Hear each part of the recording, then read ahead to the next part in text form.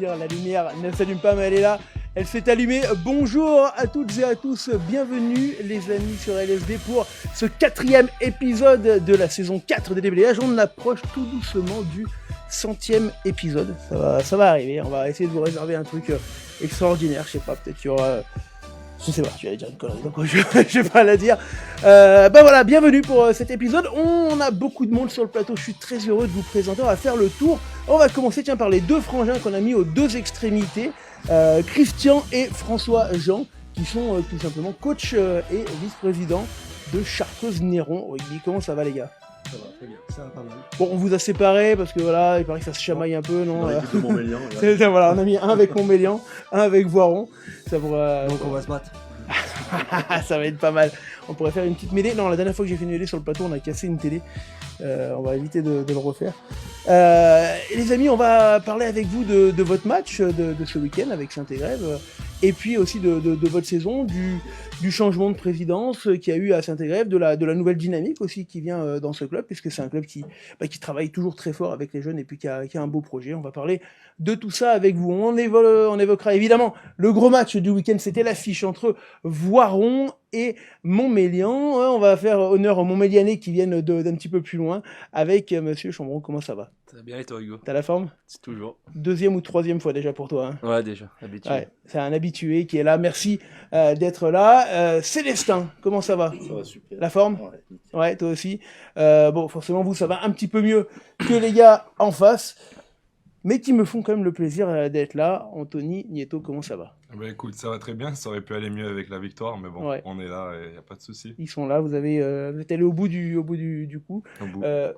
Pierre, Lundi matin compliqué. lundi matin compliqué, c'est vrai. Ouais, bah toujours. Hein. Ça On parle titille un dimanche. petit peu quand même. Quand on parle dimanche après-midi, on commence mal la semaine. Donc. Ouais, puis l'équipe de toujours. France, elle a dû mettre le petit... Ouais, ça c'était le petit la, coup de rap la couche, derrière. en plus, ouais. Vous l'avez vu à Montmélian? Vous avez eu le temps de rentrer quand même avant? Ouais, chez les collègues, mais entre copains de Montmélian, entre Ouais. les joueurs. Le temps de rentrer quand même? Ouais, C'était bon? Vous On avez a pas pris tout, de on a bouchon? tout prévu.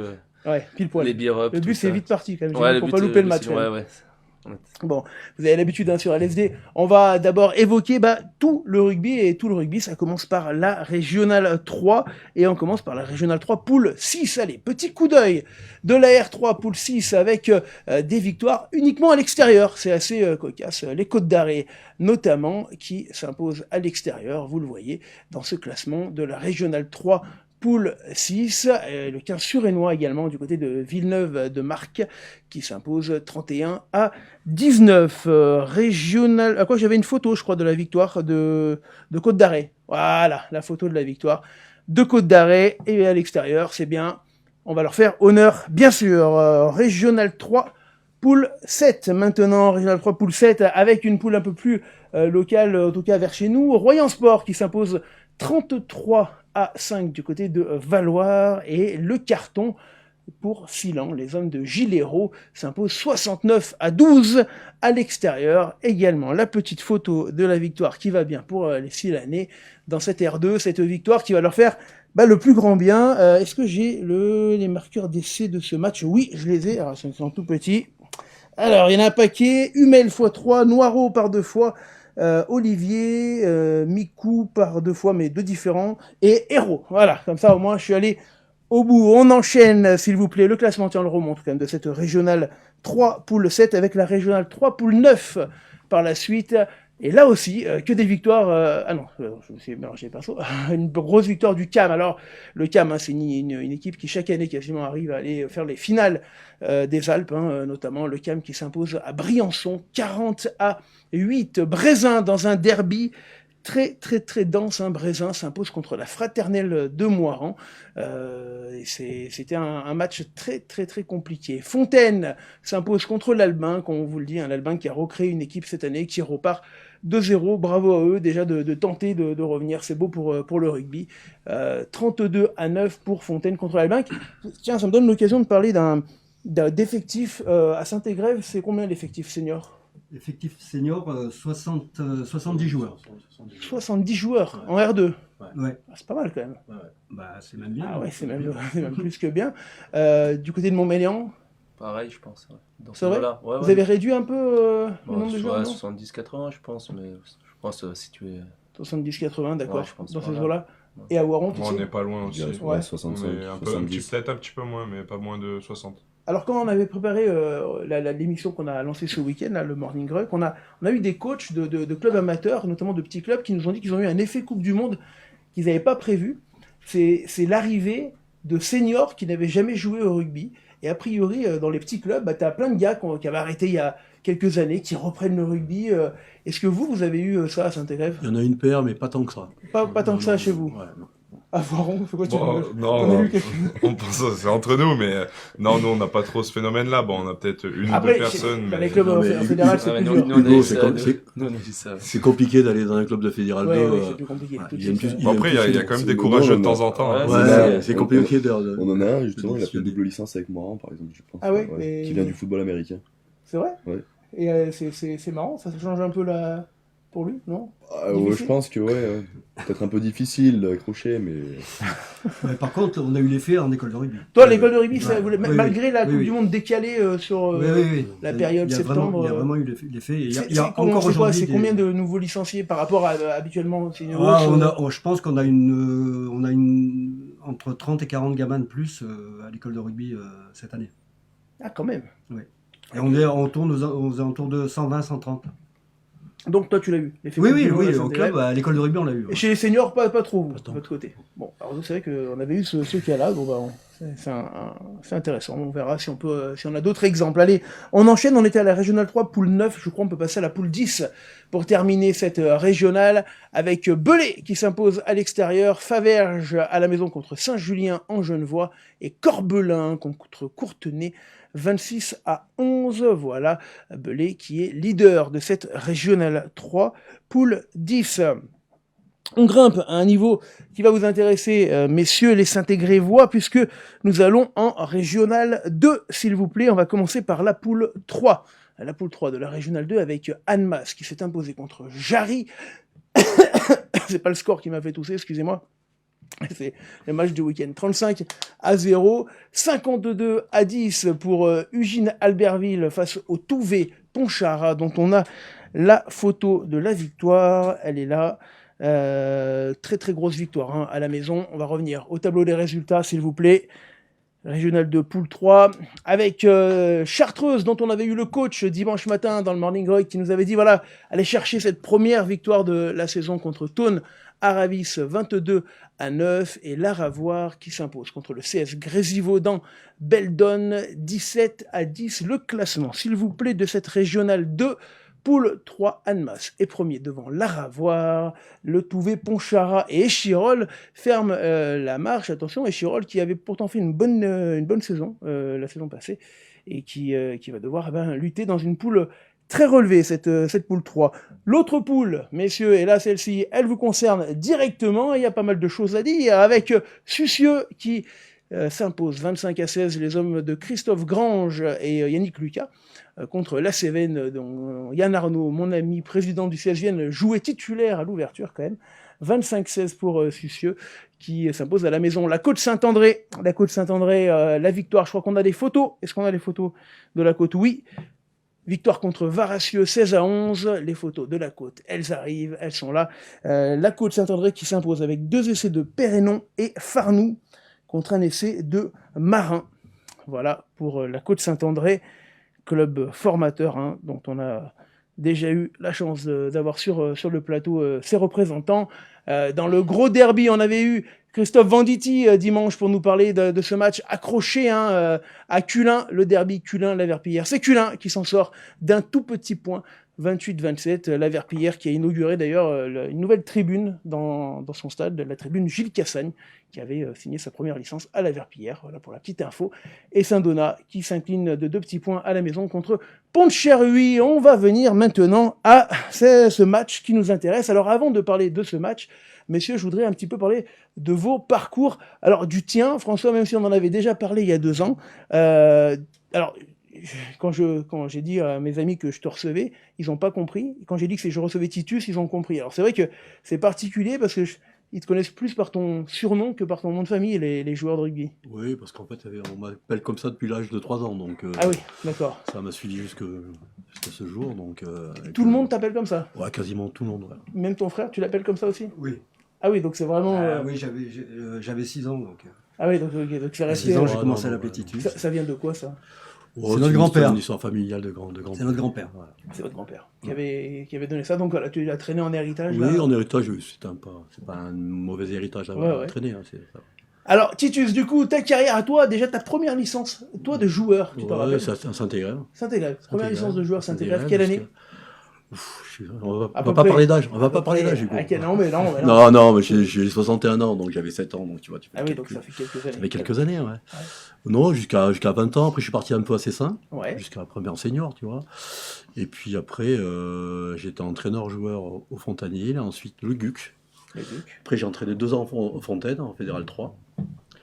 Et puis après, j'ai travaillé 12 ans à Grenoble, Ouais, avec les c'est- Crabos Retiel Espoir. Ouais. Voilà. Une année après d'entraîneur en Fédéral 2 à Cessin. 12 ans d'avoir, du coup, une génération, enfin, Ouais, j'en ai- génération de joueurs qui sont passés un peu dans tout Oui, le oui, club bah, tout le temps, là. qui joue même à Montmélian, qui entraîne à Montmélian et qui joue aussi à Voron et qui entraîne même à Voron, parce Ouais. que j'ai eu Alors, c'est Arthur. Montmélian j'ai et eu- Voiron, parce que là, Ouais, ils vont se remettre un peu sur la gueule. Et Voilà, tout. donc non, j'en ai eu quelques-uns, ouais. Ah, il y a un bon paquet. Puis du coup, retour à Saint-Égrève. Ouais, après Non, une d'abord, année- c'est ça. C'est ça, une année Ah oui. en Fédéral 2, et puis retour à Saint-Égrève, parce que voilà, j'avais fait un peu le tour, et puis je trouvais que c'était symbolique de revenir que la boucle était bouclée, quoi. Ah, Voilà. ouais. Et tu comptes boucler cette boucle jusqu'à quand? Est-ce que je t'ai donné une limite? Eh ben, tu sais quoi, je suis addict au rugby et j'ai du mal à m'en passer. C'est vrai. Donc je peux pas te répondre à ces questions. Tant parce que, tant que tu. et t'as je la suis forme. autant passionné que, que le premier jour où j'entraînais. Donc. Ah, ça, c'est bien. Oui, C'est plutôt bon. c'est signe. mieux que l'alcool. C'est mieux. Bon, alors, Christian, toi, vice-président. Et ben, vice-président depuis cette année, oui. Ouais. Parce que le nouveau président, Philippe Catrino, m'a demandé de venir lui filer un coup de main, l'aider. Et donc j'ai dit oui. Je suis retombé dans le. Donc, toi dans aussi, la marmite. Saint-Égrévois d'origine. Ouais, j'ai commencé à 7 ans et j'ai joué jusqu'à 40 à Saint-Égrève et puis Fontanil, avec C'est un 40. petit intermède là-dessus là, une saison. Ouais, Fontanil qui n'existe plus hein, aujourd'hui. hein. Voilà, Celle, en c'est tout cas. depuis la Réunion, il y a 27 ans, Du entre RCC. Saint-Égrève et Fontanil. Ok, et ben voilà, super, Christian. Alors, ce club de Saint-Égrève, aujourd'hui, combien de licenciés au total? Au total, aux alentours de 300. 300 licenciés, c'est un tiers des licenciés de la 300 Namibie, on est pas mal. en comptant éducateurs, joueurs, école de rugby, Ouais. touch, parce qu'on a une Touch. section touch. Et alors, école de rugby en lien avec Voiron, je crois, en partie, non? Non, plus Non, maintenant. plus maintenant, pardon, voilà, maintenant, j'ai fait une plus gaffe. maintenant. Plus on a, Plus, on a les moins de 14 en entente avec Fontaine, les moins de Avec 16 Fontaine. avec Cessin. Ah oui, il y avait avant une entente avec Voiron. Avant. D'accord. Cessin et Fontaine. Voilà. du coup. Ok. Club qui aujourd'hui est en Régional 2, pourtant Saint-Égrève c'est une ville quand même assez grande. Les ambitions à moyen terme de la nouvelle direction du club, Alors, quelles sont-elles? Bah, il y a les ambitions légitimes par rapport à la population, par rapport à l'état du club. L'ambition légitime, c'est la régionale 1 assez rapidement. Après, les ambitions raisonnées, c'est d'avoir des équipes de jeunes dans toutes les catégories, jusqu'en moins de 19, si on veut avoir un avenir plus haut. Et à terme, c'est la Fédérale 3, d'ici 5 à 6 ans, on espère. Alors, cette Fédérale 3, hein, c'est un peu l'objectif des clubs de région pour passer le cap. Vous, avant d'y aller, il y a une saison en R2 à faire, une poule de R2 quand même costaud. Titus. Là, Oui, franchement, cette ouais, année, puis compliqué parce que depuis la refonte un peu des championnats, hein, il faut pas se le nier, c'est de plus en plus difficile. Ouais. Tu vois, de franchir l'étape avec peu de supérieure. clubs qui montent en plus. Hein. Oui. Alors, avant, à l'époque, parce que ça fait quelques années, par exemple, on faisait monter les 2 finalistes. Et là, maintenant, il n'y a plus que le champion qui monte. Et encore pas le champion des Alpes. Hein. C'est Adulte. le finaliste, c'est le champion Ligora qui monte hein, cette année. Non, les Alpes. Non, en tout cas, l'année dernière, c'était pas le cas.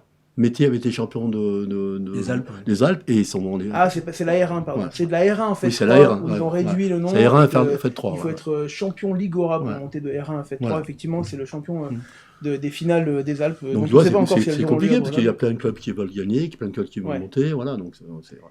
Alors, vous jouiez un match très important contre un gros calibre, là. Titus. Il était premier de la poule, donc c'était Le un bon RC match. Grésivaudan. Qui joue bien, c'est une très belle équipe. Alors, un bon pendant club. qu'on a quelques images de l'échauffement de ce match, comment ça se prépare un match chez le leader?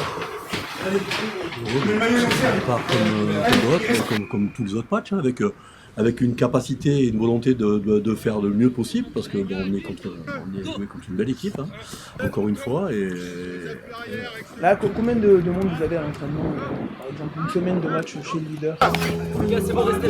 C'est bien, vous pouvez voir après les gars. mardi et 47 jeudi. Ouais. Donc il y a 55 mecs qui sont entraînés. Non. Et puis là, il y avait deux feuilles de match complètes réserve première. Hein, ouais. Et on laisse des mecs sur la touche. Hein. Ouais, quand même, encore. Alors, on va aller dans le vestiaire, grâce à notre envoyé spécial du côté du RCG, Valentin, ce week-end, dans le vestiaire de Saint-Égrève pour vivre un petit peu les quelques minutes d'avant-match.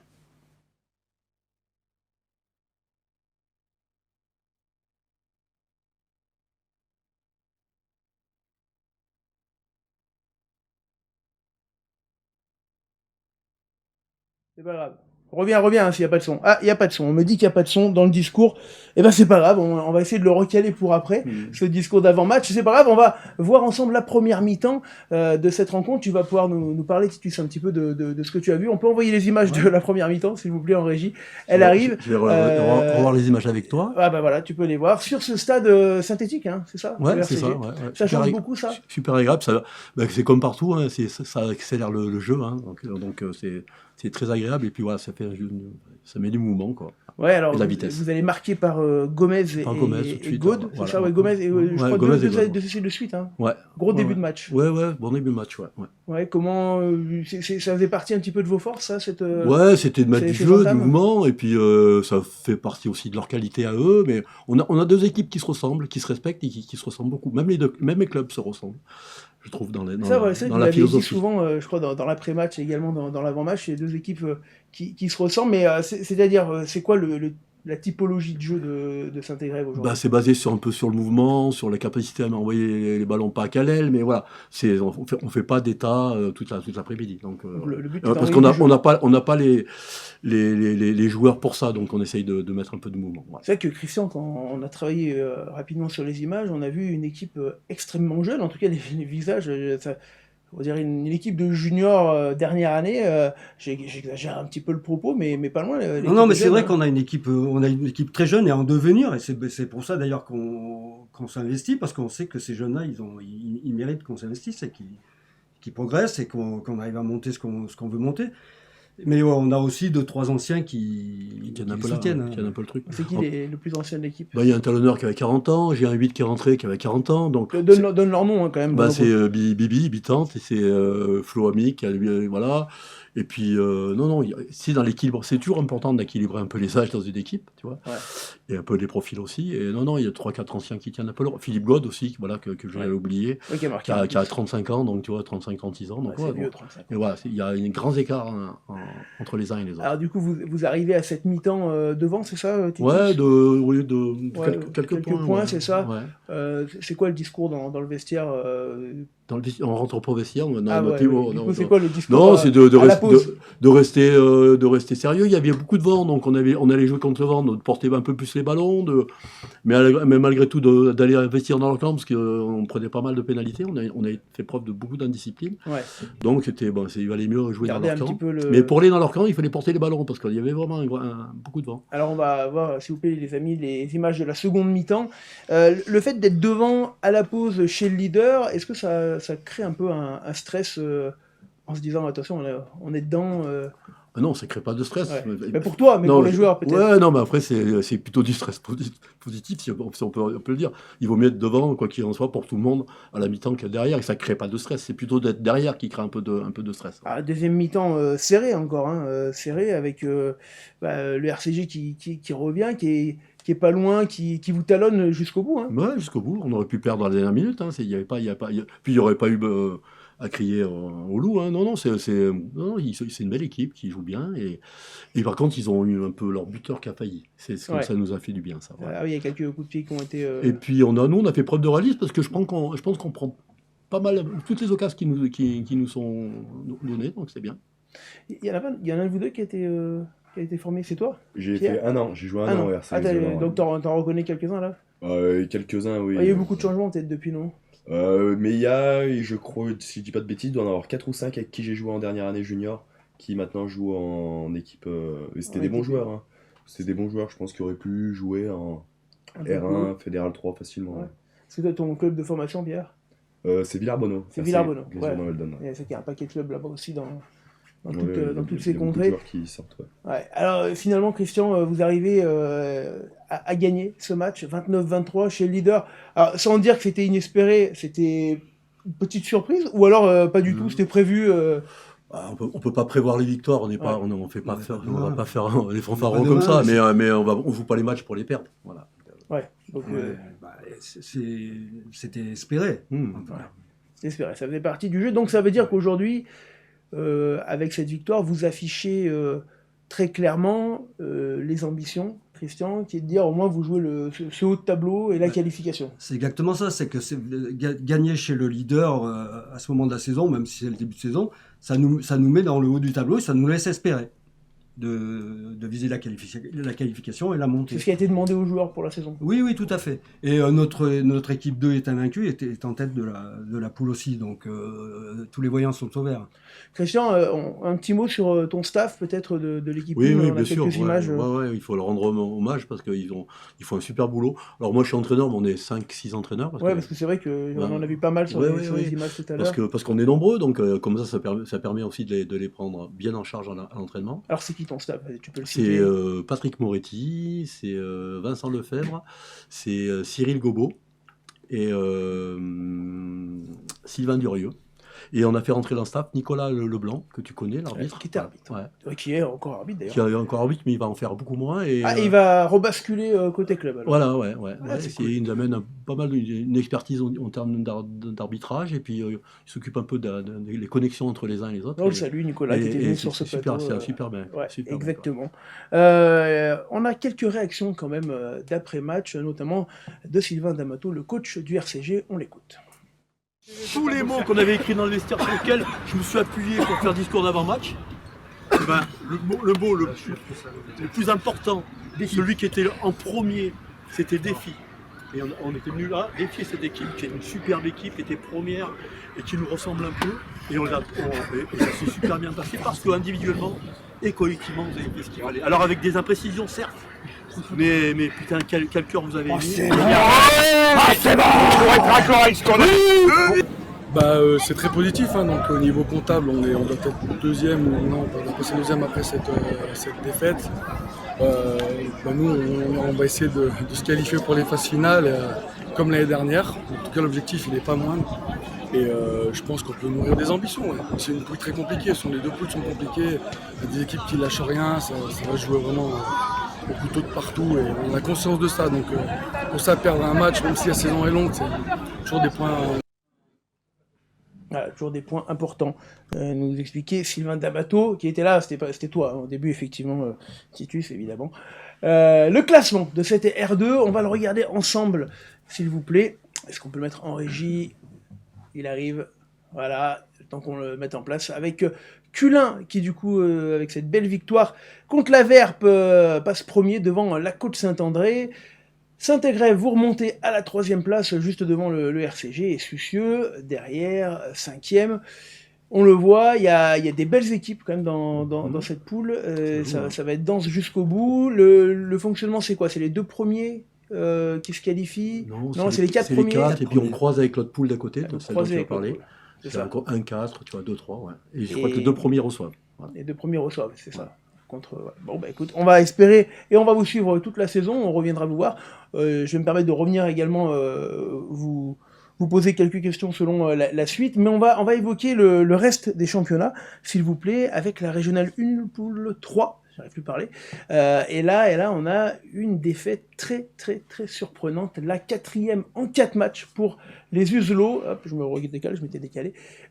Iso qui descend de Fédéral 3, qui avait de réelles ambitions de remonter.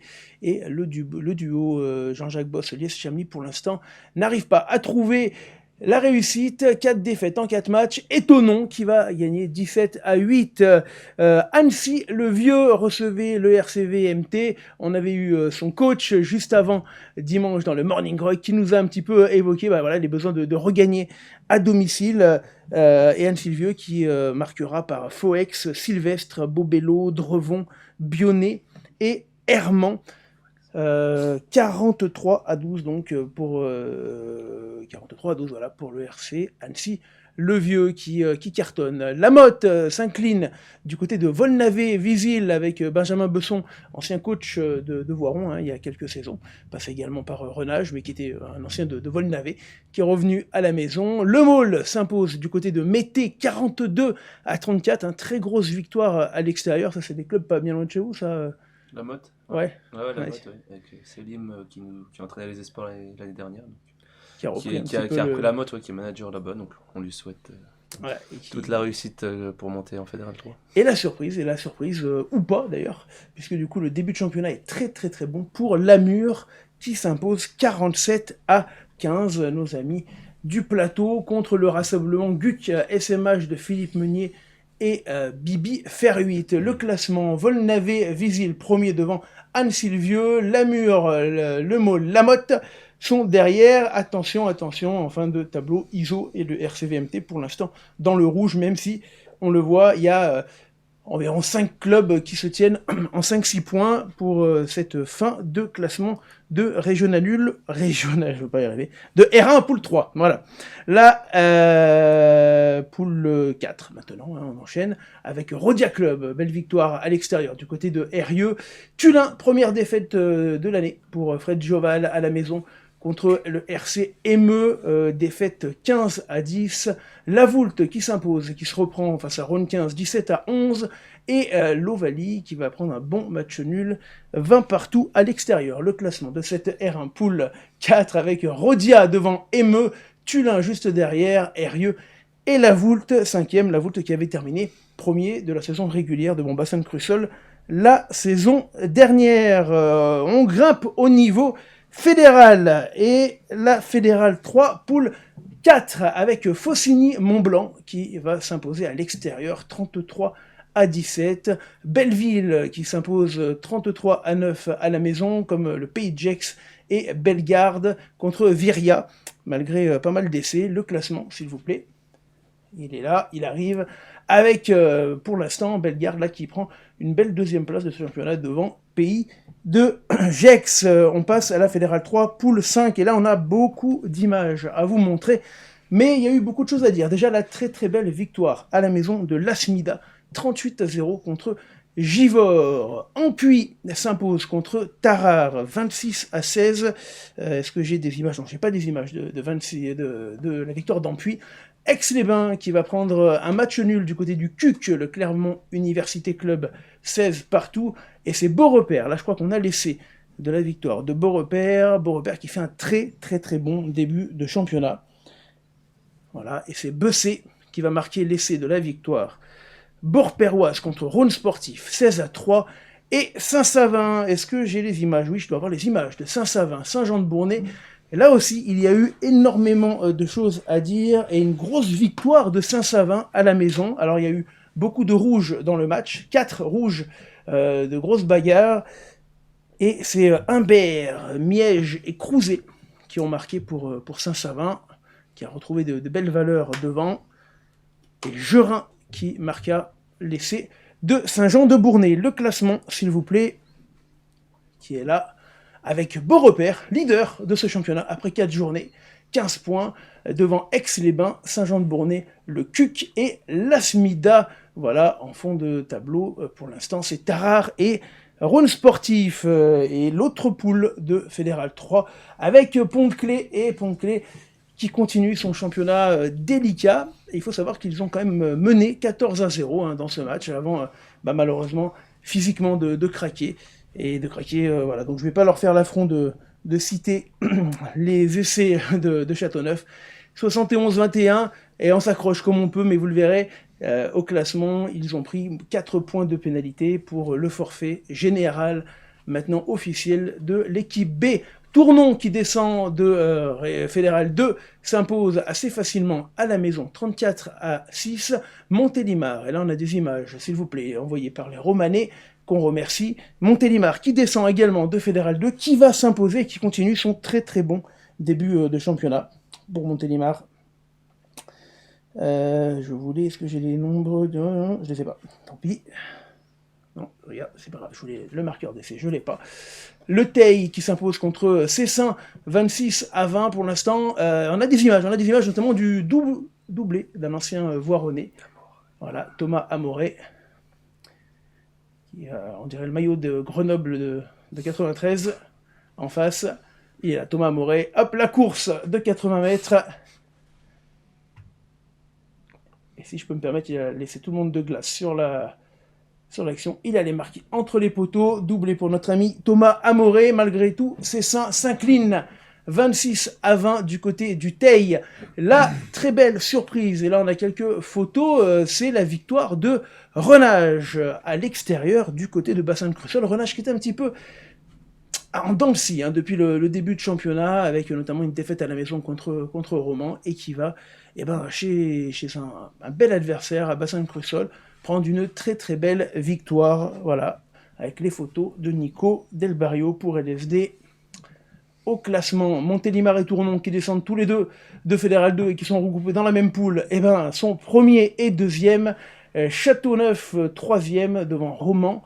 Et le Teil, attention pour le RC Sevenol et l'US de Pont, on vous l'a dit, moins 4 points, avec une saison qui paraît déjà compromis. Les gars, est-ce qu'on est revenu, les gars ?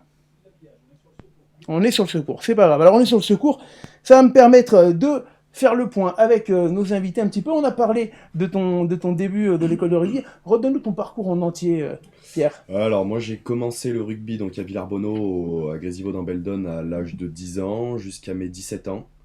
Et ensuite à mes 17 ans j'ai voulu changer, voir ailleurs. Je suis allé de l'autre côté de la vallée, donc du côté de Grésivaudan, où j'ai fait 1 an.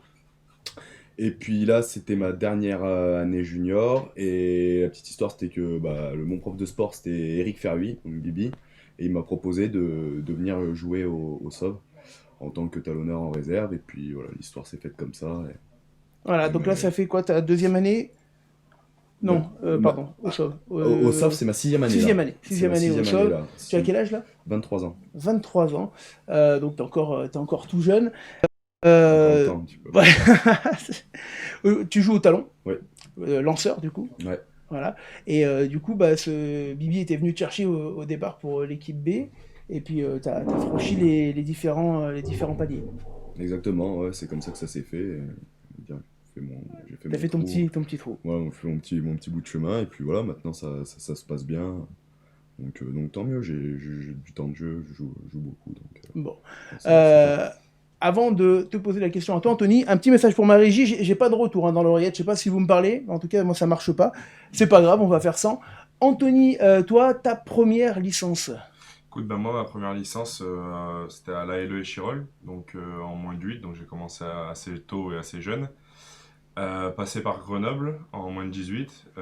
J'ai une petite aussi anecdote avec Bibi, faut pas le louper, n'étant pas conservé à Grenoble. Lui, à ce moment-là, partait de Grenoble et allait entraîner à Voiron aussi. Et en croisant dans les couloirs, ça s'est fait, on a parlé de Voiron, le projet m'intéressait. Et donc pour les premiers entraînements, à 18 ans, n'ayant pas le permis, c'est lui qui me montait à Voiron. Et donc ça s'est fait, maintenant ça fait 7 ans. Et j'en suis bien content. Ouais. Et t'es venu avec ton frère. Mon frère m'a rejoint un petit peu t'a après, rejoint un peu après. Un peu plus jeune. Il m'a rejoint et puis maintenant, rien ne me fait plus plaisir que de jouer avec lui. Donc, là, alors aujourd'hui, il était aligné en équipe B, il revient de blessure, c'est ça ? Il revient de blessure, il s'est fait mal il y a 8 mois, donc il avait repris à Véor il y a 2 semaines. Donc là, il revient tout doucement et il va revenir à 100% dans les prochains matchs. C'est particulier de jouer avec son frère ? Ah, c'est vraiment spécial. C'est un plaisir que je ne pourrais pas expliquer, et à que les personnes qui peuvent le vivre, qui peuvent le ressentir, jouer avec son frère sur le terrain. Donc c'est vraiment sympa et ça motive, on va dire. Je suis obligé de vous poser la question, vous avez joué ensemble vous ou pas ? Oui. À Saint-Égrève ? Oui.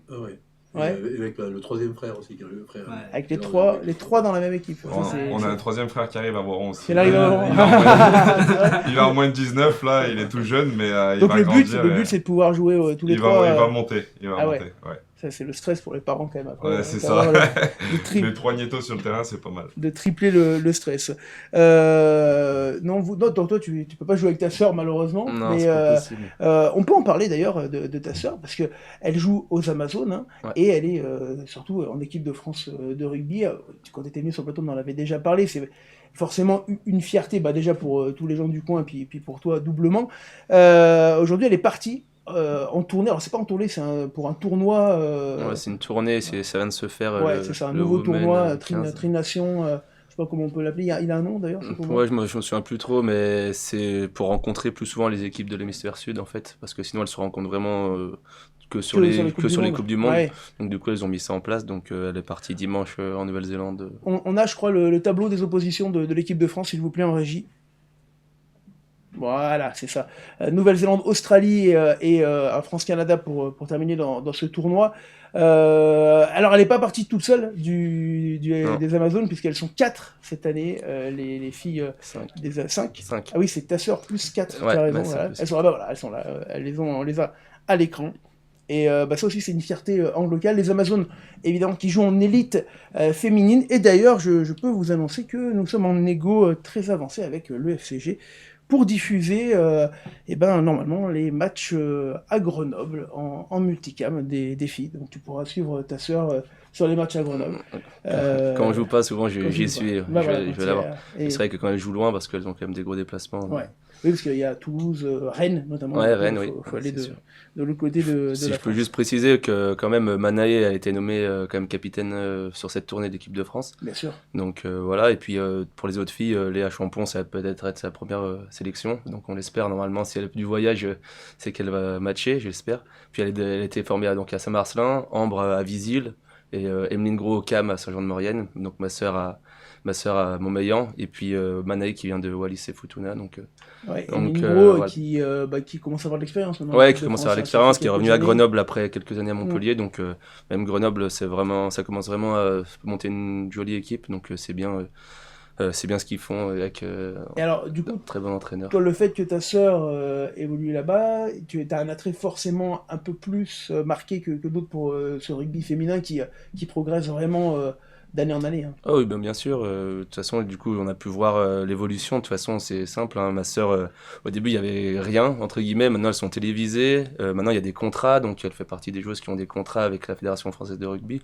Donc, ça les facilite vachement. Quand on voit quelques années en arrière, c'était très Ouais, léger, ça quoi. partait de loin. Donc, c'est bien, ça va dans le bon sens. Et puis, elles s'entraînent vraiment comme les gars de l'équipe du 15 de France. Donc, ça peut faire qu'augmenter. Là, je suis allé à Twickenham la dernière fois donc, pour voir. Il y avait 58 000 personnes pour un match de rugby Ouais, féminin. Donc, c'est le record, je crois. c'est fou. Et donc voilà. Donc, j'espère pour elle que ça va continuer comme ça. Elle est encore jeune. Elle a Il y 23 a une ans. section féminine à Montmélian. Non, justement, c'est ce qui manque un peu pour pas avoir les 3 étoiles, le label au niveau école de rugby, parce qu'il y a beaucoup de filles en jeunes, mais après, il n'y a pas d'équipe féminine au-dessus. Mais- Il y en a une à Voiron, je crois, qui Oui. évolue en fédéral B2. Le fédéral 2, je crois, c'est ça. Elle joue à 10 Ouais, cette ouais, année. parce que c'est ça. je crois que cette année, il y a du monde qui est parti et Ça va être un peu plus compliqué. ouais, Ouais. ils ont dû revoir un peu Les ambitions à la baisse. Ouais, c'est ça. Du côté de Saint-Égrève, On a la volonté de monter une équipe, on a failli en monter une, mais cette année on est en entente avec Fontaine. on entend avec Fontaine. Voilà, Chez on a les- une petite dizaine de filles. On a la volonté de créer une équipe féminine parce que c'est l'avenir. On a beaucoup de filles à l'école de rugby, Ouais. de petites filles à l'école de rugby, Plus qu'avant. plus qu'avant. Et donc il faut pouvoir leur proposer quelque chose Ah oui, il faut après. un cursus complet Bien après sûr. qu'elle puisse Bien sûr. aller jusqu'en senior. Merci merci. du Merci coup, à toi, pour, Hugo, pour en d'en parler. avoir parlé. Et puis je vous dis, on va suivre de très très près les Amazones, puis elles viendront sur ce plateau pour en parler. On était en Fédéral 3, je crois qu'on peut rebondir et enchaîner, s'il vous plaît, peut-être avec le classement. Je ne sais pas si on l'avait donné tout à l'heure, je me suis perdu. Les amis en régie. Voilà, ça arrive. Avec donc oui, Montélimar et Tournon, je vous le disais, premier et deuxième qui descendent de Fédéral 2. Oui, ça y est, on en avait parlé, de la Fédéral 3 Poule 6. Du coup, on a terminé avec cette Fédéral 3. Et avant d'aborder la Fédérale 2, je vais nous faire un petit coup de pub parce que vous savez, on a lancé une nouvelle émission le dimanche qui s'appelle le Morning Ruck. et qu'on va basculer déjà dès la deuxième émission le samedi matin, puisqu'on vous a écouté, et le dimanche matin, ça vous laissait peu de temps pour la regarder avant d'aller notamment pour les joueurs, d'aller jouer ou autre. Donc elle sera à partir du week-end prochain décalée au samedi matin, une nouvelle émission qui a pour objectif de parler de tous les matchs du week-end, mais également d'aller rencontrer des clubs de séries régionales et fédérales à l'entraînement, et surtout un petit challenge qu'on a lancé. On va aller faire le tour de tous les clubs. Là, on a commencé par Saint-Marcelin et Brézin, et on va mettre au défi tous les buteurs de ces clubs. Donc là, 2 buteurs par club qui vont aller faire un concours. Ils doivent chacun marquer un maximum de pénalités sur 6 tentatives dans un temps le plus réduit possible, ce qui est particulièrement compliqué parce qu'il faut aller vite. Il y aura un classement individuel et un classement collectif, et ce qui est sympa, c'est qu'on va mélanger tous les clubs de tous les niveaux dans ce même challenge. On va regarder le classement pour ceux qui veulent le regarder. Il suffit de regarder le Morning Rock de dimanche dernier. Il y a tout le détail et on peut voir surtout les 4 concurrents. Alors le classement collectif, si vous voulez, pour commencer, c'est Brézin qui est premier avec 6 points devant Saint-Marcelin 4 points. Et le classement individuel, il est là avec Alexis de Mathéis, pour l'instant, qui est premier avec 3 sur 6, mais dans un temps de 30 secondes devant Thierry Vincendon, Brézin, R3, 3 également, mais en 2 minutes et des poussières.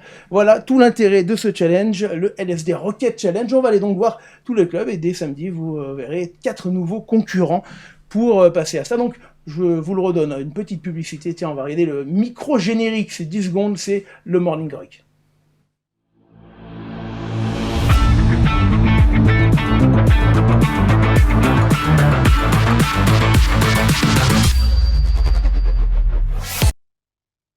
Voilà, hop, faut revenir sur le plateau, on est là. Donc un générique rikiki court express pour une émission qui ne dure pas plus d'une demi-heure. C'est tous les samedis matins maintenant à 10h30. Allez, on grimpe d'un niveau la Fédérale 2, s'il vous plaît.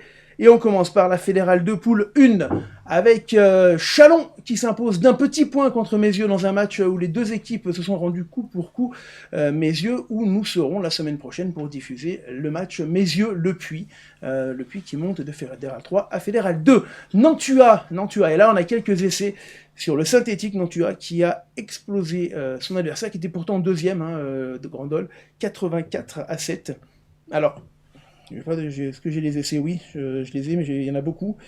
Il y en a beaucoup. Donin, Dos Santos, Gouillou, 2 essais de Racinou, 2 de Gavidi, Nawaka, Marini, mais c'est pas Théo, Roland et Olanier, qui auront marqué tous les essais de Nantua contre Guillemin, qui en aura marqué un pour le Gandol. On va déjà remercier Nantua qui nous a fourni les images, et puis voilà, c'est Nantua qui veut absolument monter en Fédérale 1. C'est le projet du club. Le 15 de la Dombe contre Saint-Claude, 27-17. Andrézieux s'impose contre Rieux, 14-9. Et le Puy à la maison contre Pontarlier, 34-27, alors que Saint-Priest prend le bonus du côté du Creusot. Le classement de cette Fédérale 2. Poule 1, s'il vous plaît. Il est là, Nantua, donc premier devant le Creusot. Voilà, pour cette Fédérale 2, poule 1. On bascule dans l'autre poule, celle qui nous concerne aujourd'hui, avec pas mal de choses à dire. Et on va commencer par les Angles, une équipe surprenante à la maison, qui s'est imposée contre Vinay, 39-22.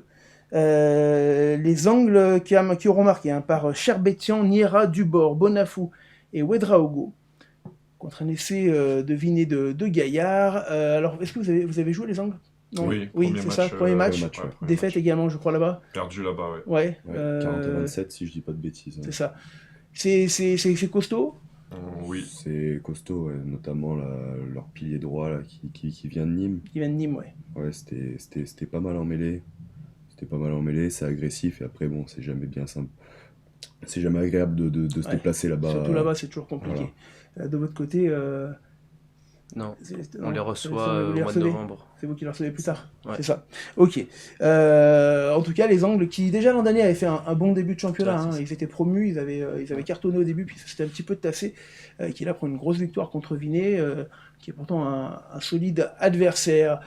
Monaco, là aussi, peut-être la surprise de l'année, qui s'impose contre Aubagne, 37-18. Alors, c'est Monaco, l'an dernier, on les avait vus notamment chez vous. C'était une équipe qui se déplaçait pas très bien, qui semblait un peu fatiguée. Enfin, pas fatigués, mais qui semblaient un petit peu en difficulté, notamment à l'extérieur. Cette année, ça semble complètement différent. Vous en avez subi les frais dès la première journée. Hein. C'est ça, ils se sont bien restructurés, je pense, mais en tout cas, c'était un peu compliqué de se déplacer là-bas. Ouais, ça ressemblait à quoi ce match à Monaco? Très fort derrière surtout. Après, devant, ça allait à peu près, mais c'était surtout au centre et en arrière qui développait plus de jeux que l'année dernière. Ouais, c'était surprenant ce premier match? J'étais pas au match, moi. T'y étais pas? Ouais, la fameuse blessure qui tombe Ah, mal. ouais, c'est ça, Non, vraiment, j'ai été blessé sur le premier match. Donc.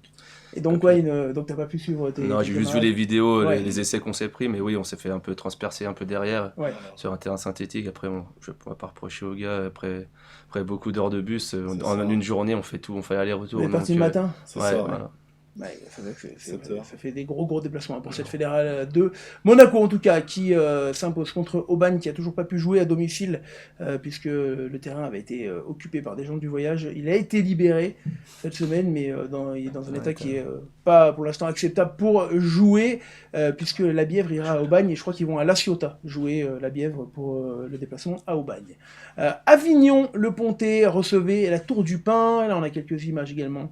On remercie nos turipinois qui nous les ont envoyés. Défaite 26-22 avec une équipe de la Tour du Pin qui s'accroche encore et qui va chercher un bonus à l'extérieur. Eux, ils avaient gagné, je crois aussi qu'ils avaient pris le bonus aux Angles, si je ne m'abuse, il y a 3 semaines. Pris le bonus contre Vinay à la maison, mais toujours pas de victoire dans ce match, malheureusement, pour la Tour du Pin. Qui marquera quand même 3 fois par Calou, par Jérôme Solnon, leur entraîneur-joueur venu de Vienne, et par Tapa, qui jouait en double licence à la Côte Saint-André, d'ailleurs. Je sais pas, vous l'avez peut-être eu contre vous, Tapa. Tu l'avais eu, le 10 de la Côte? Oui, je pense. Ouais, tu avais dû l'avoir l'an dernier. Agulo, Shérif et Colombie auront marqué pour Avignon, le Pontet. On en arrive à notre match qu'on a vécu ce week-end entre Voiron et Montmélian. Ah non, il y a la Bièvre. Oula, j'ai oublié la Bièvre, pardon. Bien sûr, la Bièvre qui recevait le CARF. Là aussi, on a quelques images, notamment de l'essai d'Alexis Vout, qui va très vite et qui fait un bon début de saison à domicile. La Bièvre, alors qui sortait d'un match compliqué chez vous, puisqu'ils avaient pris un petit peu l'eau du côté de Montmélian, et qui s'est repris en battant le CARF, un CARF un petit peu diminué depuis la saison dernière, parce qu'ils avaient perdu quelques joueurs, notamment Charles Mangui en 3e ligne, et Nadio Lobo, leurs 2 3e lignes, un qui est parti à Vienne, l'autre qui est parti du côté de Nantua, je crois. C'est ça. Hein. Ouais. Après, ils se sont quand même beaucoup renforcés, ils se sont allés beaucoup recruter en Fédéral 1, je crois. Ah, bah tu vois, et bah du coup, alors, parce que vous avez joué le CARF, vous? Non, Pierre week-end Non, prochain. encore. Week-end prochain, ça arrive. On y va dimanche. Tu veux nous dire? Vous non plus, pas encore. Non, Non, pas pas Bon, en tout cas, la Bièvre qui se reprend bien à la maison, 37-22, ils perdent le bonus, je crois, à la fin du match, malheureusement. Mais ça reste une victoire intéressante à la maison. Alors oui, je vais pouvoir enfin parler de ce match. Avant, Célestin, tu es le seul à qui je n'ai pas demandé C'est vrai. ton parcours et ta première licence de rugby. Donc, première licence de rugby à Montmélian, Montmélian. depuis l'âge de 8 ans, et puis j'ai Ouais. jamais quitté le club. Voilà. Ici, jamais une petite... Jamais, non, même pas. pas Toujours. Et c'est vrai qu'à Montmélian, vous en avez quelques-uns comme ça qui... Pas mal quand même, parce que... Comme en amour, il est C'est fidèle. ça. C'est Ivan aussi qui avait... non, Irvan. Ouais, Irvan qui aussi, avait, ouais. Vraiment, on est pas mal. Voilà, le Théo Renard qui était en première ligne, pareil, toujours à Montmélian. Vincent Jouty, toujours à Montmélian. Ouais, il y en a un paquet. Jean-Max Betchem au sein, toujours à Montmélian. Hugo aussi. Hugo Roya, toujours à Montmélian. Enfin, je vais C'est- pas tous c'est- les faire, mais. C'est ce qui crée aussi cette Ah, bah, c'est alchimie clair que et c'est- les résultats qu'on a Oui, aujourd'hui. oui. Ou sinon, ceux qui n'ont pas commencé vraiment Montmélian, ils sont venus des années un peu moins de 15, moins de 17. Donc voilà, non, mais c'est vrai que ça aide bien. Alors, je suis obligé de poser la question. La saison dernière, elle était incroyable, vraiment incroyable, invaincue toute la saison. 20-30 minutes où vous passez un petit peu à côté, ou en tout cas un trou dans votre saison d'une demi-heure à Saint-Jean-en-Royan, que vous tentez même de rattraper. Ça se joue à, je crois, 1 point au match 2 retour. points. 2 points, ouais, c'est ça. La frustration à l'intersaison, elle devait être immense pour les joueurs, vu la saison qui était faite, Célestin.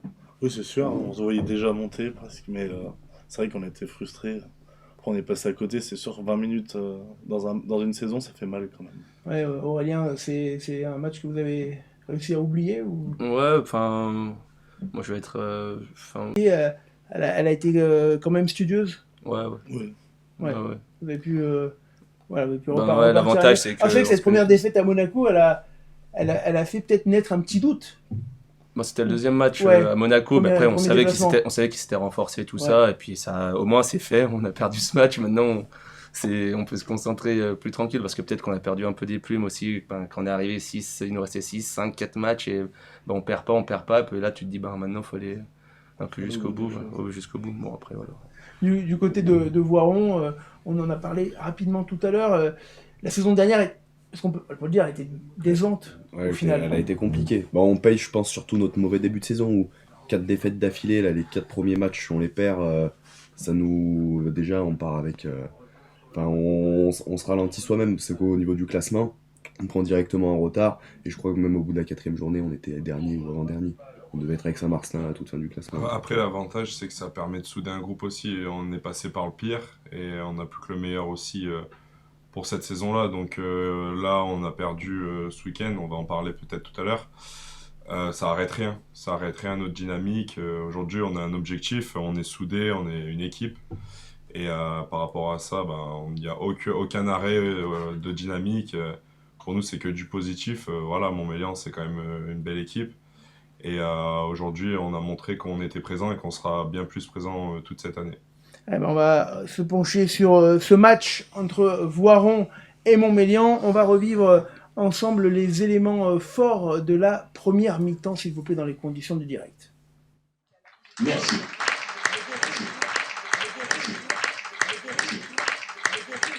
De ce choc entre Voiron et Montmélian. Avec un premier ballon récupéré tout de suite par les joueurs de Montmélian. Des joueurs qui ont des pattes, Tiens, on peut le revoir à Zino, l'écran. Chabat, voilà, tu vois, il plante un raffut, il joue bien le 2 contre 1, là, toi, tout le monde tombe. Je pense que voilà, il peut encore jouer son duel, Zino, mais il le joue pas franchement, tu vois, il est pas à fond, il veut vraiment faire cette passe. Un informateur sur place. Allez, attention avec ce ballon porté. Ballon intéressant, ils se sont mis en route, les Voironnais. Oh, ça va aller au bout, Allez, dans le but. normalement. Et cette pénalité. Et cette pénalité entre les perches. Vous venez sur le côté, puis vous écroulez le monde, d'accord? Et cette pénalité, carton jaune, c'est des standards. Comme quoi, le match a tourné en quelques minutes, là. Ouais. Ça va la revoir. Et la mêlée qu'on va suivre avec le commandement de monsieur l'arbitre et Aurélien Chambon. C'est stable. Et bon, il est tout de suite encore une fois. Ah, mais c'est bien joué encore. Ah, il va y avoir essai, Chabat. C'est très beau lancement. Ah ouais, très super. beau lancement. Et la... Ah, mais ça, on voit deux équipes. Reculez, il a pas fait. Il y avait un avantage. On n'avait pas vu. Et l'arbitre, monsieur Buffevant, qui sur cette action siffle la mi-temps. Alors, première mi-temps assez dense, hein, finalement. Vous tournez en tête à la mi-temps avec ce très très bel essai là qu'on vient de voir. Mais voilà, ça reste très accroché. Hein. C'est moi qui ai sorti. Ouais, ben, on aurait pu même marquer encore un essai pour histoire de vraiment virer avec un peu plus d'avance qu'on vendange complètement par ma faute. Et c'est vrai que au tout début de match, on se sent bien, on arrive à envoyer un peu de jeu, mais après en fait c'est Voiron qui prend un peu les devants. Et après on termine bien la deuxième partie de la première mi-temps pour justement reprendre un petit peu d'avance sur cette équipe de Voiron qui nous a proposé des petits portées sympas. Oui, alors vous avez attendu aussi beaucoup devant cette équipe de Montmélian. On le sait, ça joue très vite derrière. Ça vous a quand même gêné dans cette première mi-temps? Après, c'est vrai que devant, on est sur nos forces, donc on savait qu'il fallait qu'on joue aussi, que le combat allait passer par là pour ce match. Donc, ce qu'on a fait, et voilà, après, on sait que ça va vite derrière chez Montmélian, donc voilà, une erreur défensive en 1 contre 1, on paye direct.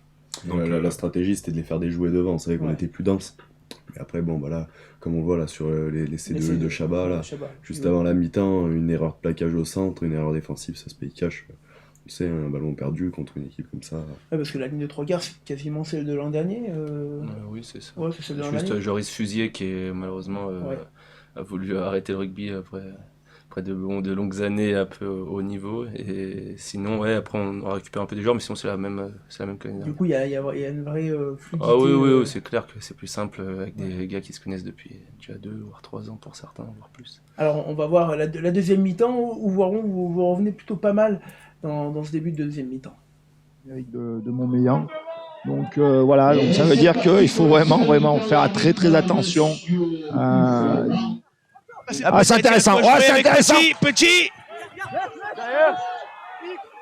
C'est un moment fort pour les Voronais. C'est de jouer. Ah, il y a essai. Oh, magnifique. Superbe. Ici.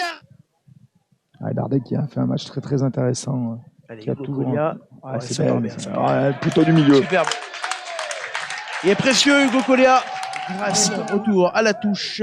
Et un mené qui perd à l'histoire. Un ballon encore gagné par Montmélian. Oh là là. Ouais, c'est bien joué encore. Pour Marini, c'est bien joué, Marini. Marini qui est parti. Oui, il va continuer au pied. Il va il va aller continuer au pied, Marini. Magnifique. C'est bien Marini, joué. attention le ballon, laissez le Marini. C'est bien joué. Dommage, à la fin de match. C'est haché. Restez ici. Théo Marini, la touche. Et c'est terminé. Et voilà. Sur cette victoire assez logique finalement de Montmélian en seconde mi-temps. Montmélian qui a accéléré. Les Voironnais qui étaient bien dans leur match, Phil, et qui en fin de rencontre ont craqué physiquement peut-être. Ouais, ils craquent peut-être physiquement. C'est surtout ils ont une touche importante à 15 mètres de la ligne de Montmélian. Alors, c'est ce premier quart d'heure au retour, là, c'est plutôt pas mal. Vous marquez l'essai, vous repassez devant. Il y a le jeu des cartons qui bouge un peu les forces également en présence. À 55 minutes, là, voilà, vous vous dites... 55e à 29, moi je ne voyais pas perdre. Ouais. C'est pas... Puis même, ça se joue sur des détails, mais... Même en conquête, on était là, on en touche notamment... Pour nous, c'était vraiment un gros point positif pour ce match et pour espérer plus. Et puis après, voilà, comme on le voit sur les essais... Là, c'est encore un plaquage manqué. Voilà. Derrière, pareil. Le rugby, ça reste du rugby. Alors, question inverse, à ce début de seconde mi-temps, il vous fait pas douter quand vous voyez Voiron revenir, mettre des belles séquences devant, reprendre l'avantage, Célestin? Peut-être t'es rentré peut-être. Je suis rentré un peu après. Juste après, ouais. Ça. Alors du coup, Aurélien, toi qui étais sur la pelouse à ce moment-là. C'est vrai que quand ils reviennent à 20-19, ils repassent devant, mais après on sait que si on arrive à régler un peu nos problèmes de conquête, à avoir juste la main sur le ballon, c'est un arbitre qui quand même favorisait vachement l'équipe qui avait le ballon, et puis quand on a le ballon, on sait que si on arrive un peu à le déplacer, à mettre du mouvement, on peut les mettre en difficulté, donc c'est ce qui s'est passé, on arrive à leur piquer un ballon en touche, et puis ça en découle un essai, et puis... Après jouer chez eux sur une mêlée, un retour basique, quoi, sans faire des grandes choses. Et on arrive à reprendre le score, puis c'est vrai un Théo Marini quand même qui chaque fois que l'équipe adverse fait une faute, souvent les punit de 3 points. Un jeu au pied qui est d'occupation. Oui, bien sûr. Qui sont passés pas loin, mais il a fait très mal. Vous disiez en voyant les images, il y a des choses qui vont. C'est quoi? C'est les plaquages manqués qui vous. C'est des petits réglages, ouais. Des plaquages manqués, oui. On n'a pas le droit. Qui font mal, ouais. Il y a des choses à ce niveau-là, si on veut gagner ce genre de match-là, on n'a pas le droit de faire. Donc après, ça reste... c'est à travailler. Ce qui est bien, ce qui est positif, c'est que c'est des choses sur lesquelles on peut travailler et on sait qu'en réglant 2-3 petites choses, on est au niveau et on sera présent. Donc voilà, maintenant après, c'est comme tout le monde, on va devoir travailler plus et sur des choses comme ça, pas reproduire les mêmes erreurs. Voilà. Aurélien, on va mettre, on a calé une petite caméra, on a fait quelques actions isolées sur toi et sur ton match. Fallait pas. Non, on l'a fait pour tout le monde de toute façon, donc t'inquiète pas, mais on commence par toi. l'objectif, on l'a dit tout à l'heure, cette année, il est affiché. Pour toi aussi, c'est d'aller goûter à cette Fédérale 1 avec Montmélian. Ah oui, clairement, moi, ça fait depuis que j'ai 18 ans que je suis en senior, j'ai un peu goûté quand c'est redescendu, quand on est remonté en Fédéral 2, et puis les années un peu à jouer le maintien en Fédéral 2, à chercher la qualif. Après, il y a eu le Covid qui nous a mis un petit coup d'arrêt quand même, mine de rien, parce que chaque fois on débutait quand même bien les saisons. Et puis là, maintenant que c'est parti, je pense que le club est très bien structuré pour justement aller voir si on a le niveau plus haut. Donc après, à nous de faire le travail sur le terrain, la saison est encore longue. T'as quel âge, toi? Moi, j'ai 27 ans. T'as 27 ans, donc t'as encore quelques belles années. Si mon corps me le permet, si j'en prends soin. Ah oui, alors celui-là, on l'a revu. Ouais, celui-là, il est pour moi. Ouais. C'est celui-là, la dernière passe. Là, ouais, c'est la 39e. Arthur qui fait très bon boulot. Samy qui me voit, et puis je le connais, Samy, le magicien. Et là, en fait, je me sens attrapé par le maillot et j'ai l'impression qu'on m'appelle, alors qu'en fait, il m'attrape vraiment juste. J'aurais peut-être dû croire en moi. Avec les jambes de 20 ans. Célestin, on a pris occasion de rentrer du coup plutôt sur la deuxième partie du match. Donc toi, t'es plus jeune? Quel âge tu as? 24. 24, ouais, t'es encore bien jeune. J'imagine aussi que cet objectif de la Fédérale 1, il doit être animant. C'est sûr que ça donne envie. Hein. Mais après, il y a encore du boulot, je pense, parce qu'on a vu comme les dernières, ça joue sur des détails. Oui, bon, c'est pas évident, il faut aller passer ces barrages, ces playoffs 2 fois, là, c'est compliqué. En face, on a parlé tout à l'heure un petit peu de la saison dernière de Voiron. Tiens, la petite loupe sur Arthur. Donc, en dehors de l'objectif de jouer avec tes deux frangins, Anthony, pardon, excuse-moi Arthur. Je commence à me mélanger les pinceaux. Anthony, en dehors de cet objectif de jouer avec tes deux frangins au club, ce qui pourra donner l'occasion de faire des trucs sympas, il faut redorer un peu aussi cette image du club voironnais qui est souvent attendu plus haut, parce que du coup c'est un club qui rayonne quand même au niveau local. Bah écoute, moi ça me tient à cœur parce que c'est vrai que j'ai 24 ans, donc je reste quand même assez jeune, mais c'est mine de rien ma 7e saison en équipe UNOSOV, et donc je suis passé par toutes les étapes du SOV des premières années, après le maintien, la première année du maintien, des années où on joue les premières places, les deuxièmes places avec Rumi. Donc j'ai connu toutes les phases, on va dire, du SOV, et c'est vrai que pour nous cette saison-là, c'est de redonner l'objectif pour nous, c'est vraiment de redonner cette empreinte du SOV, celle qui me tient à cœur aussi, celle dans laquelle je suis arrivé à 18 ans, et en tant que gamin de jouer avec des mecs qui portent des couleurs à ce niveau-là. Pour moi c'était incroyable de pouvoir faire partie de ce projet-là. Et pour moi, ce qui serait incroyable, c'est de le porter, ce projet, et de redorer les images que le SOV mérite, tout simplement. Même question pour toi, Pierre. Pareil, on a une petite vidéo sur ton match. L'objectif, c'est quoi? C'est la qualif, cette saison, clairement. Le projet là, à court terme là, pour cette année, ce serait d'arriver à jouer les premiers rôles, là, les 3 premières places. Ce serait vraiment après la saison dernière. Je pense que si on joue là, les 3 premières places, ce serait déjà une réussite. Bon, après, on connaît là, le niveau de la poule. Hein. Le niveau est peut-être même de plus en plus homogène. Oui, surtout que c'est Monaco, c'est renforcé. Tout le monde se renforce. Beaucoup d'équipes du Sud aussi, ça change un peu la donne. Tout le monde se renforce, donc le niveau est de plus en plus haut. On sait que ça va être compliqué. Et on sait que notamment, là, se déplacer sur les équipes qui sont dans le sud-est de la France, c'est toujours un petit peu compliqué. Donc les matchs à domicile, il ne faut pas les louper. Donc, c'est pour ça que le match de ce week-end, on l'avait coché. Mais voilà, ça n'a pas marché comme on voulait. Effectivement. Allez, on donne un coup d'œil. Tiens, on avait des photos également. On avait un photographe. Si vous voulez voir toutes les photos, on vous met quelques extraits. Mais vous pourrez aller les voir sur notre page Facebook. Est-ce qu'on a les extraits, s'il vous plaît, des photos qui arrivent de Laurent Lardière, voilà, pour revoir en images figées cette belle victoire de Montmélian, le match que vous pouvez évidemment revoir également en intégralité sur lesportdauphinois.com. Hein, vous pouvez retrouver tous les lives que nous faisons et sur la page Facebook. On va passer après au classement de cette Fédérale 2.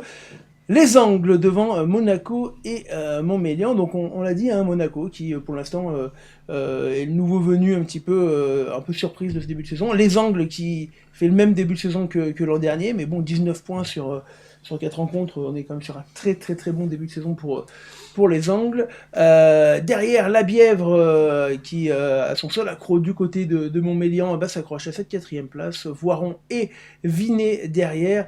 De l'autre côté du classement, Aubagne, la Tour du Pin et Véor ferment la marche, puisque Saint-Marcelin, avec sa victoire à la maison, on n'en a pas parlé tout à l'heure, mais dans ce match de la mort, se donne un grand bol d'air et sort de la zone dangereuse. Allez, on grimpe d'un niveau. Fédéral 1 maintenant, poule 1. Le Servette de Genève qui fait un gros coup à Chartres, 26-24. Nuit Saint-Georges qui va arracher le nul à Villefranche. Bon, Beaune est forfait contre le PUC, donc c'est un forfait toute l'année. Beauvais s'incline à la maison et Courbevoie s'impose contre Le Havre. Le classement, s'il vous plaît, de cette Fédérale 1, poule 1, avec Orléans devant le Servette de Genève qui joue aussi, lui, sa montée en National 2, et ça a été annoncé dans cette poule 1. L'autre poule, s'il vous plaît, de Fédérale 1, elle est là, la poule 2, avec uniquement des victoires à la maison. Agde contre Coudon, Issoire qui s'impose contre Annonay, Annonay qui pour l'instant fait un championnat mi-figue, mi-raisin. La grosse victoire, en tout cas la belle victoire, 29-22 de Annecy contre Grasse. On a quelques images envoyées par nos amis annéciens. Je vais vous donner, je crois que je dois avoir également les marqueurs d'essai, voilà, puisqu'il s'agit de Évrard, Zanin et Jacquemin, contre 3 essais de Grasse par Gervais, Cabéo et Burquier. Annecy qui fait donc sa seconde année consécutive en Fédérale 1, puisqu'on avait vécu leur montée il y a 2 saisons, et qui doivent, dans cette poule relevée de Fédérale 1, s'accrocher. Et cette victoire à la maison, un peu frustrante pour le coach, puisque ils voulaient chercher le bonus à la maison, ils ne l'auront pas, mais ils s'imposent néanmoins 29-22. Saint-Jean-Royan s'incline 27-13 dans un déplacement quand même assez loin du côté de Céré. Tricastin contre Gruissan s'impose. Château-Renard contre Berlétan. Grosse surprise que Berlétan, c'est un gros du championnat, 22-15. Le classement de cette fête d'une poule 2, avec Agde devant Issoire, Château-Renard et Gruissan, Berlétan juste derrière. Annecy, malgré sa victoire, reste relégable, mais se rapproche des clubs qui sont juste au-dessus. On monte également en National 2, puisque nous avons le plaisir, d'annoncer la belle victoire du Stade Métropolitain à la maison, de Mâcon également à la maison, la Seine qui s'impose à Rumilly malheureusement, qui perd du côté de Nîmes 20-5, et Aubenas contre Auch 36-24. Le classement de la N2, poule 2, avec le Stade Métropolitain premier pour l'instant. Est-ce que le Stade Métropolitain peut faire comme Vienne l'an dernier et aller chercher une accession en national? On leur souhaite, puisque un des présidents d'ailleurs du Stade Métropolitain est de Saint-Égrève. On a joué avec lui. C'est un ami d'enfance, ouais. On a joué avec lui à Saint-Égrève. Exactement. Il a joué à Saint-Égrève. Gérard Gabé. Exactement, Gérard Gabé. Voilà. Vous connaissez vos classiques, messieurs. Je ne peux pas vous piéger. Le National 2, voilà, poule 2 donc. Et le National maintenant, avec les résultats. Et la première victoire à la maison pour Vienne. On a laissé de cette victoire 13-11 marquée par Bellavia. Une victoire très très très importante, puisque Vienne était à la recherche de cette première victoire qui va pouvoir faire souffler tout le club. Vienne s'impose donc 13-11 et va pouvoir maintenant regarder un petit peu plus haut. Périgueux continue son championnat incroyable, un promu dans le haut de tableau contre Narbonne 29-23. Blagnac s'impose contre Chambéry, qui aussi a du mal cette saison. Chambéry, pour l'instant, a décollé vraiment malgré le nouveau stade et la victoire contre Bourg-en-Bresse. Bourg-en-Bresse qui, après un début de saison calamiteux, un changement de coach, se reprend 2 victoires en 2 matchs, dont celle-ci contre Massy. Ils ont gagné Massy et Vienne, les 2 matchs qu'il ne fallait pas perdre pour eux. Albi s'impose contre Hier-Carqueiranne 38-17 et le Stade niçois contre Suresnes 37-19. Le classement, s'il vous plaît, du national, avec Albi devant le stade niçois. J'ai pas parlé de Bourgoin, si, il faut que j'en parle quand même. Bourgoin qui s'est incliné à la maison et ça c'était une très très grosse surprise.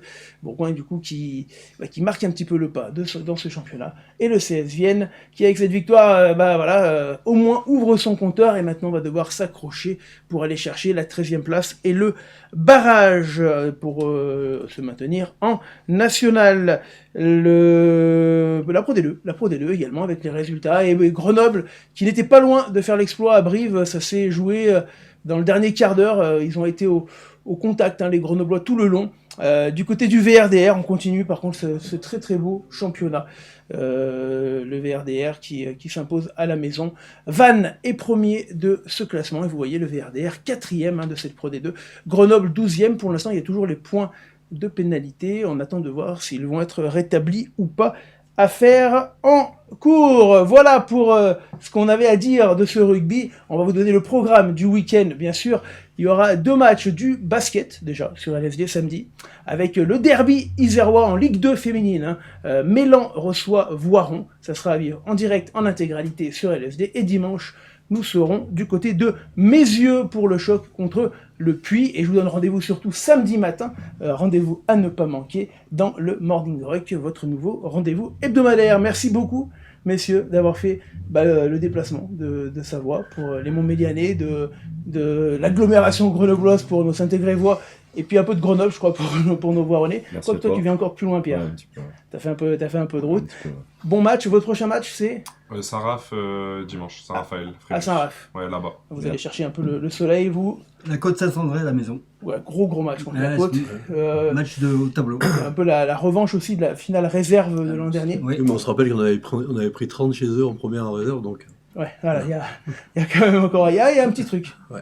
Voilà, match attendu du côté. Ouais, puis en plus aussi, c'est des équipes qui se respectent. Des équipes qui se ressemblent aussi, des équipes joueuses et qui forment.